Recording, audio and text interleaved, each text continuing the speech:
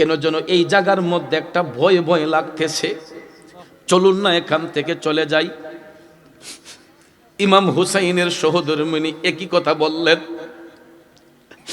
কলিজার টুকরা সন্তান প্রাণের সখিনা ডাক দিয়া কয়, আব্বা কি জায়গার মধ্যে আমাদেরকে নিয়ে আসলেন?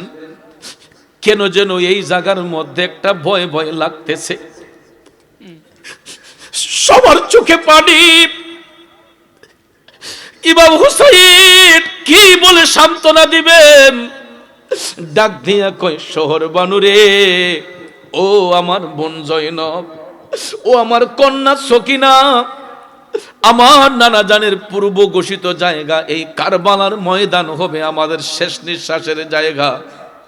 কাজে আমরা এখান থেকে আর পিছপা হতে পারবো না। নির্দেশ দিয়া ইমাম হুসাইন তাবু খুঁটলেন। ওই দিনটা ছিল বাজান ৭ই মুহররম।